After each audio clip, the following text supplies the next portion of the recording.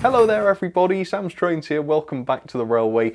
2020 has seen some fantastic model trains come along, but that's not the subject of today's video. Today we're going to be looking at what are, in my opinion, the worst model trains of 2020.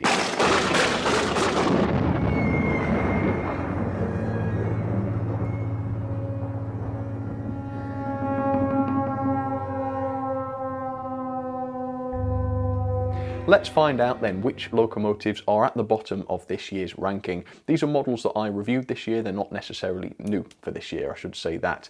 Number 5 then, we're going to start with the best of the bottom 5 and work our way down to the very worst, and the very worst we're going to send away. And that's just that, let's leave it at that, send away. I won't explain, stay tuned and we'll find out what send away means. A devious smile crept across my face. But no, let's start off with number 5, which I have to admit, it's embarrassing, but this is not a loco that I dislike. I actually think this is a fairly decent looking model. It is of course the Bachmann Hall class at number 5. I do however think it deserves to be in my bottom 5. The first reason is age. This loco has been in Bachmann's range for a long time, nearly 20 years in fact, and as a result it is very, very outdated. Detail wise it isn't absolutely terrible, but there are lots of indicators that show this model's age. So you've got the parting lines on the body, a lot of moulded details which don't look very good, plastic parts, etc, etc. The aesthetics were redeemed a little bit though, as you can see by the cab, nice cab detail. You also had etched name and number plates, and the decoration was pretty decent as well. What was totally unforgivable on this model though was of course the mechanism, and this consisted of a 3-pole motor with no flywheel, no separately fitted bearings, no tender pickups, and the decoder socket was in the loco, which involves forfeiting a good chunk of the weight in order to fit a decoder. And as a result, as you might expect, the performance wasn't exactly great, I'm sure you remember well. So it's incredibly underpowered, it struggles with really a medium number of coaches, it struggles badly on second radius curves, and it's also quite inconsistent in terms of its speed, sometimes coming to a complete stop where other locomotives run absolutely fine. Bachmann, your Hall class is rubbish. Withdraw it, retire it, throw it in the bin, make a better one, or stop making them at all, because Hornby have got us covered where the Hall class is concerned. Now all of these downfalls would be somewhat forgivable if they were reflected in the price, but with an RRP, this is Bachmann's website, of £169.95, these downfalls are absolutely unforgivable, and even at the retailers where these are available for £134.50, they're still having a laugh. This model does not meet the standard of 2020 unfortunately, and that is why it's in my bottom 5. I think this locomotive requires a sound effect. Nasty, but very, very fitting. Right, let's move on then to number 4. Now again, this is a loco I have to admit I do kind of enjoy in some areas, but it's also a loco that I associate with deep frustration. So this is again a Bachmann locomotive, it's the Bachmann N class, mine is from the Thanet Flyer train set. Now this model did have one or two quality features which I feel I must mention. So the die-cast running plate is really, really good, so did the Hall class by the way. Gorgeous livery as well, really, really nice looking is that. But it is a much simpler model than the Hall, and I say that quite objectively.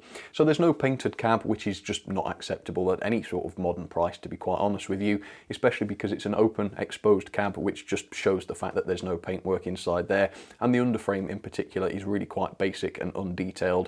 But overall, it's a fairly good looking model, I thought. A bit like the Hall, it looked absolutely fine, or it would if it was built properly, but unfortunately mine really wasn't. There were quite a few quality fails, as you can see. Stray paint, we've got big green splatters all over the running plate there, that's really bad. You've got glue marks around the oversized lamp irons, and bad moulding, including this noticeable parting line, and also malformed whistles, which look like they've melted.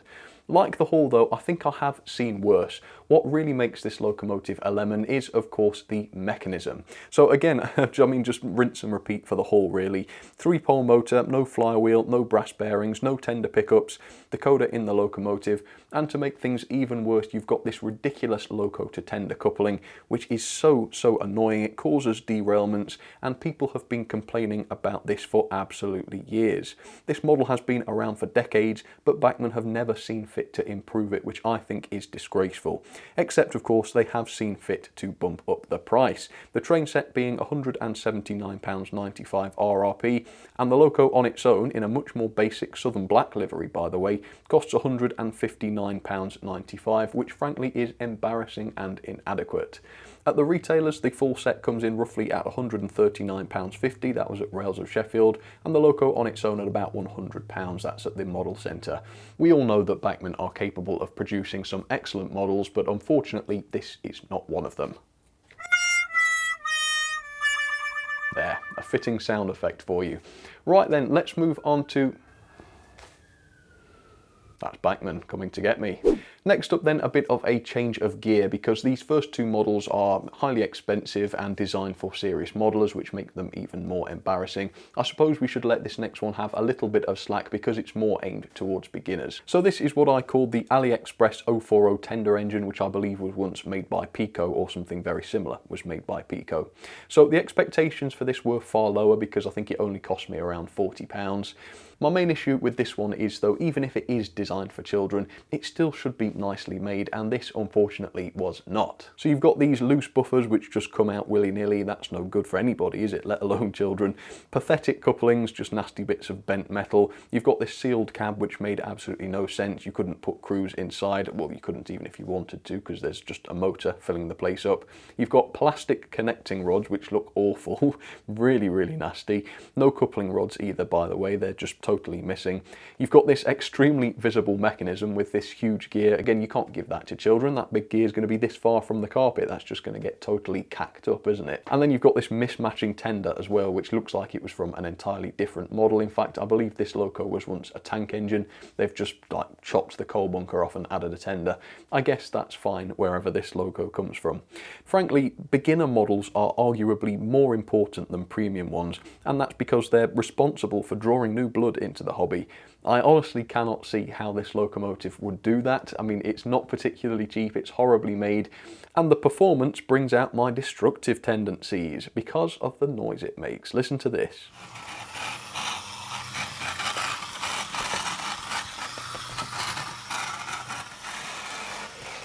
I think the less said about the mechanism, the better, quite frankly. Let's just say it's toy grade, and it is entirely exposed at the bottom, which goes back to what I was saying about this not being fit for anybody. Serious models aren't going to want it, children aren't going to want it. I guess that's why it's on AliExpress. For 40 quid though, probably not very good. Stop! Stop! Stop! Stop! So I was able to cut the last loco some slack because it was like a cheap beginner's model, but at £159.95 RRP, the same cannot be said for this next locomotive at number 2. So here it comes now then, limping into shot. It is of course the infamous and disgraceful Helgen 1361 locomotive. Now, even if this was well designed, entirely die-cast, properly assembled, and a stunning performer, which it isn't by the way, I'd still struggle to be impressed with this at that price point, as that's £50 more expensive than Hornby's B2 Peckett, which is all of the above by the way. It's £50 more than Hornby's Thompson 01 locomotive, which is a huge tender locomotive, and it's only £10 cheaper than Hornby's A4, which is an absolutely stunning model.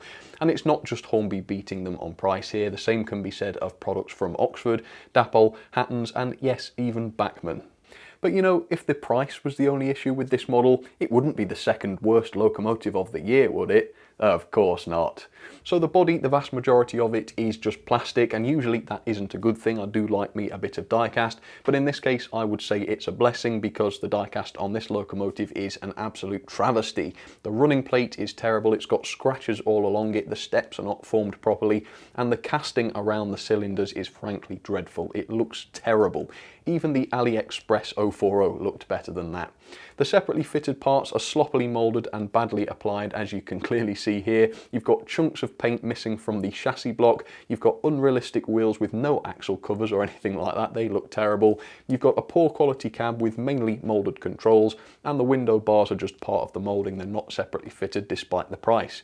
You've got unsightly gaps between different components, and the buffer beam details interfere with the couplings, which make running really quite frustrating.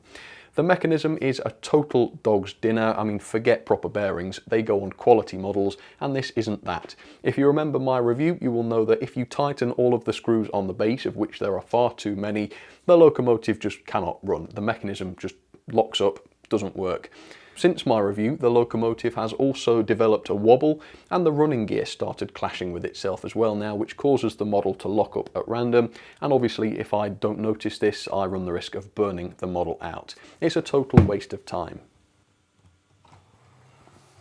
All of this considered, it's little wonder that the model from Helgen was made available to trade at a significantly reduced price, and if the model was nicely made, desirable in any way, or reasonably priced, I can't understand why they would have done this. And just watching it running along and stopping on all of the points and jamming itself up to the point of self-destruction, it's easy to see why this would be number 2, although for me it is by far the worst locomotive of the year.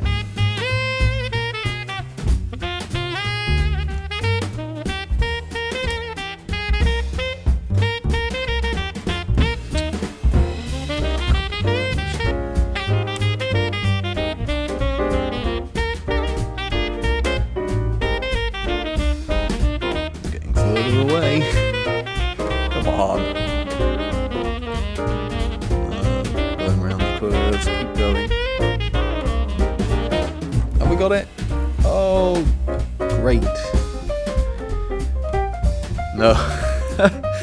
Oh, man.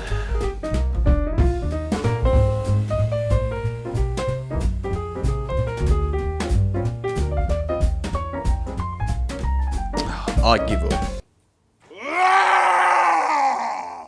Goodness me, that was a bit over the top, that was not me. Crikey. Right, well, let's get on to number 1 then. Now again, this next loco is a toy grade locomotive, so I suppose we should cut it some slack, but the fact that this is designed for youngsters or maybe beginners, again, does not excuse this. So it is the 040 locomotive from the Mahano Western train set. Now again, even children, in fact especially children, deserve to have their models nicely made, and this one clearly isn't. Straight out of the box, the model was filthy. It looked like it had been found in a desert and then stamped on accidentally before being brought to a factory and having Mahano's brand stamped onto it. The moulding is a joke, etc, etc. You don't really need me to explain it, I will just show you some of the angles. It's got terrifying faces on it, which I think are intended to send subliminal messages to children to say if you don't like this train, it's going to come alive and eat you in the night. It's horribly painted, there's stray paint all over it, the lights don't work, the moulding is terrible, and the performance is, well, it's about what you'd expect for a locomotive of this description. Mechanism, forget about it, it's just, again, toy grade mechanism, the very, very most basic of any mechanisms I think I've ever seen.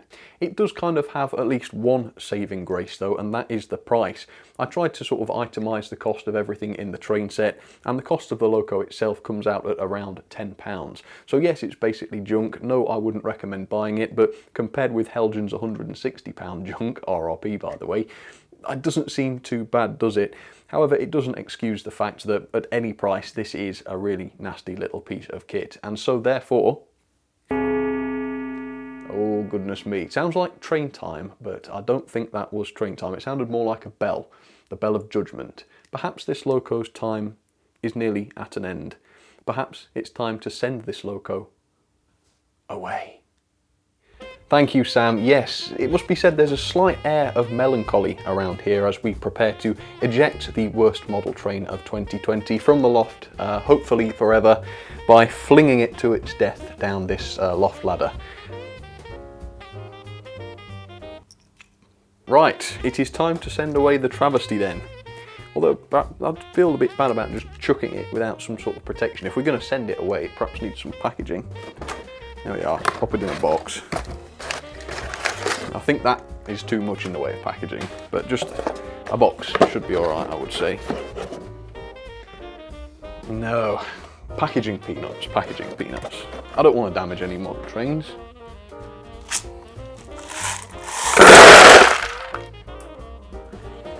There, now it won't get hurt, will it?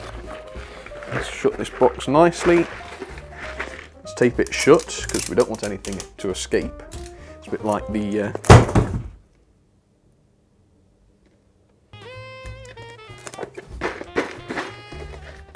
Right, come on then. Although really, you need a packing label, don't you, if you're going to send something away. Hang on. Nah, I'm just kidding. No model trains were hurt in the making of this video, despite my best efforts. But no, as bad as these are, and my god, some of them are, they're still part of my collection. I do enjoy collecting models, even if they're not necessarily good ones. So yeah, they're here to stay, like it or not. But yeah, thank you for watching. Those are the worst model trains of 2020 in my opinion. I could be wrong, and if I am, please do let me know down in the comments. And look out for the best model trains of 2020, which I hope will be a much more positive and enjoyable video for you. So do stay tuned for that. Thank you for watching though. You take care of yourselves. Hope you have a great new year, and I will see you very, very soon. Cheers everybody.